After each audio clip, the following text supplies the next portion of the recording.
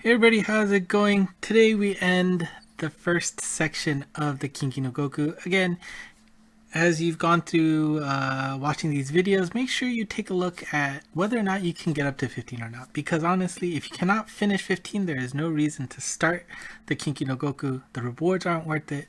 However, the chance of getting Setsuna, which you can on the 15th floor, is the true prize. So unless you can get here, don't even try it.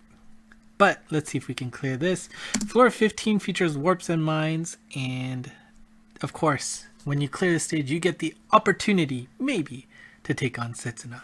However, before you can get there, you gotta clear the stage, and to clear the stage, you really gotta understand the groupings of this mission. So, my team I'm going to introduce, we've got Royce, Zhao Yun, Monet, and Lu. Lu is probably the most popular character for this stage, just because of the bump combo to help you with the speed, as well as just being perfect in terms of ability. Royce, I think his Slayer helps out here, but for Zhao Yun and Monet, it's just Minesweepers and Warps. They're able to handle the stage perfectly. So we're already halfway done with the first stage, but you basically have to kill everybody in the same set before they revive each other. As you can see, the groups are slightly offset, with the bottom left with the top right, as well as the bottom right with the top left. And as you can see, the Gasha Dokuro has a weak point in the middle, so you got to pierce them through that to be able to kill them. And then utilizing the switch panels, as you can see there, to take out the monsters on top. Those two monsters on the top have a decent amount of HP, so making sure you're in the proper bounce sling form is very important.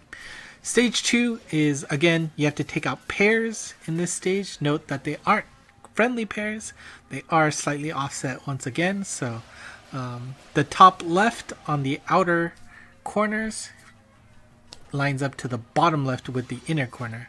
Again, those dark dragons in the middle have fairly low HP, so you don't have to worry about them too much. You can, as long as you're light type, I think you can just hit them once and you'll kill them. However, those I don't even remember what they are. The ones on the outer corners, they do take a good amount of extra hits before you can kill them. So do keep that in mind as you path. Of course, if you have mines, that'll help out with the Minesweeper ability, giving you extra damage, as well as, again, Lu with that speed up helping you out. Alright, stage 3, we start to see the lotuses and our first look at Naraku. The game plan is the same thing. Take out each pair. You got the top left with the right side of the dark dragon, and then the left dark dragon lines up to the guy on the bottom right. Kill them both and kill both sets, and that blue-green skull will defense down Naraku, which allows you to kill her. Again, that big number on the top left of Naraku, as well as the serpent T-dragons on the corners, they will kill you. They are death counters, so do keep those counters in mind as you attack. And of course, these lotuses, they have a counter mode. When they go into counter mode, they fire off healing bullets. However, as you can see here, they also fire those darn strike shot delay foosballs. So do take care. Strike shots are going to be important towards the end of the stage. However, keeping your health topped up is also very, very important. One thing I probably forgot to write at the very beginning is that I don't believe there are any hearts on the stage, so you got to rely on those lotuses to do your healing for you. So as long as you understand the positioning of where those hearts get fired, I do have arrows on the right side of the screen that should hopefully help you out with what direction those hearts go.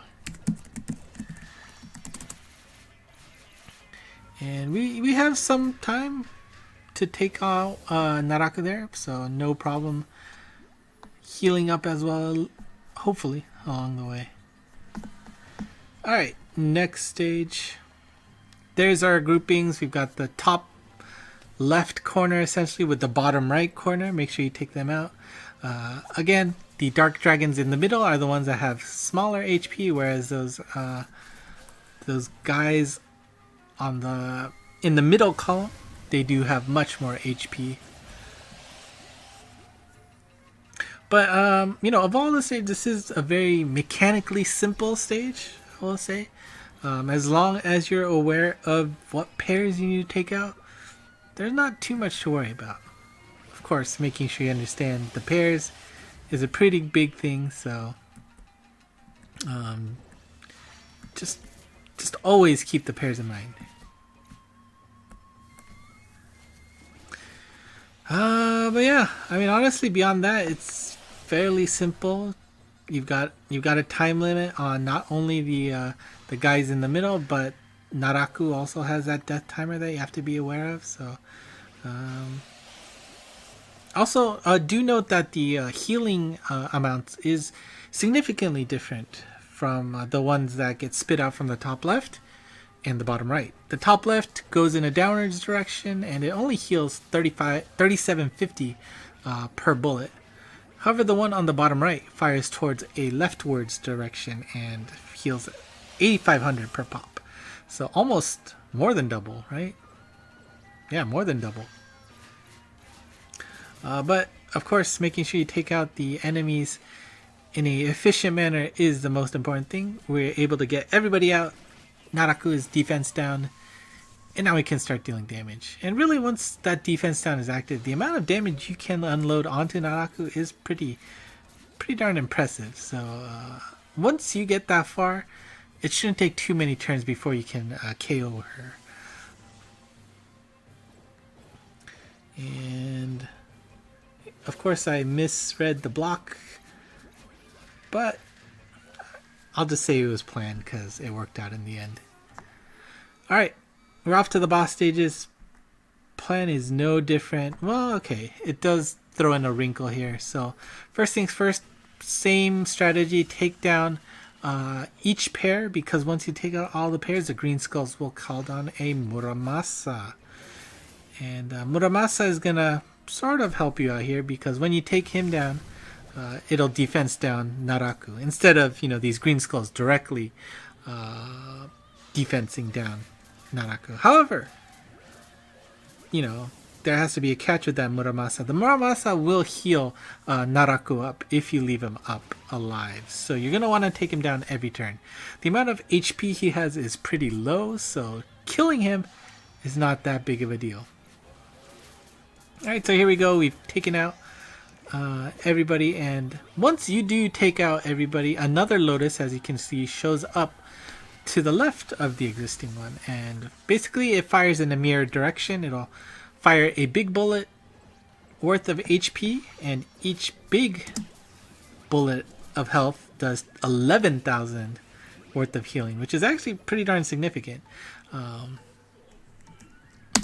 The one that fires towards the bottom only does 2,000 healing a pop, but it is much easier to position there, especially since the I think something is like a wind pulling attack, but getting all the heals is very important. Again, there are no hearts on the stage, so your only source of healing are those lotuses. Some teams will require more health management than others, so just keep an eye on your health. You don't want to get into bad troubles because of that.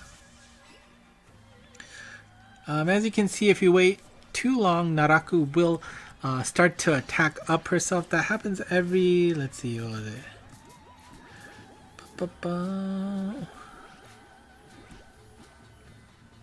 It's the top number, so that top number will increase the damage of Naraku, and that big meteor attack that she had on the first turn, that will get amplified the next time it rolls around. Of course, more damage is a bad thing, right? So you just want to be efficient as possible in taking out all the minions, followed by taking out the Muramasa Naraku combo, so that you can deal maximum damage. Alright, it should be just one more turn before we're good.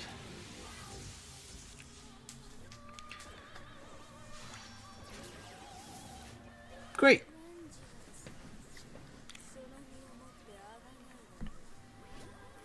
Alright, so let's switch over to boss 2. Again, the plan is the exact same. Take out all of the pairs. This time it's left side versus right side. Again, don't forget that the serpent dragon on top, dark dragon on top, has much less HP, so you only have to tap that once, whereas the one on the bottom requires a little bit more damage to it before you take it out. Do note the healing positions of the lotus. This time the downwards position will heal you 1750 a pop, and the one going diagonally heals you a little bit more, a lot more at 8750 per pop. Once you get rid of all the groups, you'll see the Muramasas show up on the left and right side of the stage. Again, the strategy is the same. At least take out one so that you can prevent uber healing from them. 2 Naraku. And if you are bounce type, try to take advantage of the space in between Naraku's head and the top wall. You can wedge yourself in there and do a good amount of damage. And that can just melt HP instantly if you're lucky. And I mean, our HP situation isn't looking too bad here.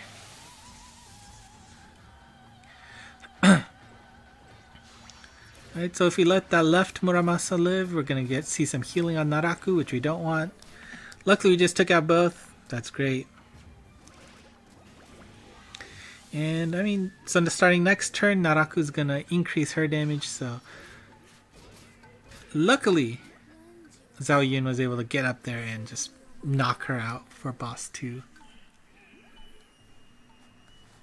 Boss 3, don't forget that these groups are cross from each other, so keep in mind which Gasha Dokoru you need to take out to take out the appropriate pair on the top. Again, the Gasha Dokoru, if you can pierce them through, they're gonna die in one shot, whereas the guys on the top require a little bit more damage before that happens. Luckily, Monet was able to, get a regular bounce that was nice to bounce in between those two, taking them both out. Debating whether I want to turn into a pierce or not, but again, don't forget, if you do use your strike shot, you will not be affected by those switch panels. So that is an important thing to keep in mind as you take on the stage. But we were luckily able to whittle down those guys' HP to almost nothing. Didn't even need to pierce to take out the Gasha Dokuru. And Green Skull's gone. Muramasa's come down. So now same thing. Tap those Muramasas so that you can kill them. That'll defense down Naraku. You can start wailing on her afterwards. Now that the Muramasas are down, we've got some, another Lotus, and as you can see, they kind of spit the hearts in a different direction. So be careful about that. And they also heal for a different amount. The ones on the right side heals for 2,500 a pop. I'm sure you can see that being added up. Whereas the ones on the left, they fire in a 45-degree angle-ish. Maybe not that steep, but they do heal for slightly less at 1750 per pop. But I feel like as long as you're in the edges of this stage, it's pretty easy to get the healing there. So make sure to top up your health, because we're going to the final stage. And again, this is your Pierce type. You can't do a pseudo loop hit there in the middle. The blocks are kind of there to help you out. Thank you. Thank you, Mixie. Alright, final stage. Again, we got kind of like the very beginning first stage. You got the Gasha Dokuro, and those guys on the bottom. They are cross pairs, so again, be careful about that as you take them out. Kind of got lucky there to take out the green pair in the first turn. Hopefully going to be able to take out... Oof. That is just a perfect start to this stage.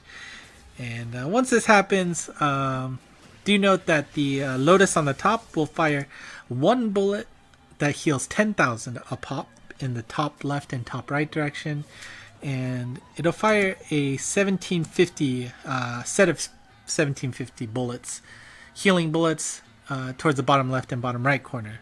The bottom Lotus does the exact same thing. It fires upwards, 1750 bullets. Pretty easy. But once you get to the stage, you should feel very confident that there's not too much to worry about. Take out the Muramasa. Might as well hit the Lotuses too, because you want to heal yourself up. And just hope you find a way to, as a bounce type, get on top of Naraku's head.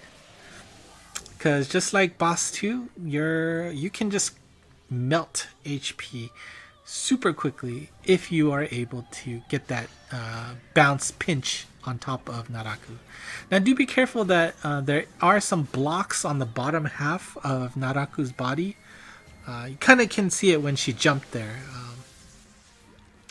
Make sure you, this is just basically experience to make sure you understand the hit area of those blocks for Naraku, but essentially what you're doing is, as you can see, you're just pointing diagonally up so that you can find a way to wedge yourself in there. And if you get that one nice wedge, that is, as they say, kachikaku. Victory assured. And at this point I'm having a sigh of relief because I'm pretty sure I've got this. We can make sure Royce stays as a bounce type using his strike shot. Bam! But of course, for most people, clearing 15 isn't the true prize, right? Of course, you get Naraku, you will get 5 drops of her, and at most, you can get 15 per month. So you do have to clear it, what, 8 times fully. That means up to 20 before you can max luck her, but yeah, we're not thinking about that. But of course, after this, once you have gone to the final screen, you have a chance to get an invade, and that invade features Setsuna. That will happen after this screen. After this screen, once you hit it one more time, that blue pop-up message will come up saying, hey, you can take on Setsuna now. You have to use the same team, but if you see this screen, you know you have not gotten it. Better luck next time. It said that the chances of Setsuna coming up is somewhere between 0.5% to 3%. I don't know what the exact number is, but it is quite low and can take quite a while. I don't have such patience. I tried it maybe 1 or 2 more times, but of course it didn't pop up. Now, again, I don't have any intent to try it again anytime soon. But for everybody out there, I will go over Setsuna 16 through 20 in a abridged version after this. So you can look forward to that, but unfortunately there's nothing going to be in depth because I haven't been able to complete it, so there's no video to go along with it. So hopefully this helped you make a decision on whether or not you can take on the Kinki no Goku. Again, like I stressed at the beginning of the video, if you cannot get to 15, I would not suggest wasting stamina. Sure, you can get a feel for it, understand the difficulty, but just do keep in mind that the rewards aren't worth it until you get to 15 and or 20. That is to say, Naraku has proved to be helpful in some stage before. Was it Daudora? I think you could use Naraku, but for the most part, it's not an essential monster you have to worry about. So again, I've only showed you the victory videos, and some of them were pretty lucky as well, right? There's a lot of failure videos. I've wasted a lot of gigs of space to take these videos. I can finally delete these videos, these raw videos from my from my computer now that they're finished. But it's not straightforward. It takes a lot of effort, takes a lot of luck, takes a lot of skill too, which I'm a little bit lacking in that department, but at least this shows that even as a free-to-play player, you can eventually get to the 15th floor of the Kinki no Goku. So hopefully that gives you some hope out there. And if you're spending money, there's no excuse anymore, right? All right. Again, that is the first session of the Kinki no Goku. Hope it was helpful. Let me know if you have any comments, questions, suggestions. I'll be more than happy to help you out to the best of my ability, at least. So yeah, that's it for me today. Thank you for watching, and until next time, bye bye.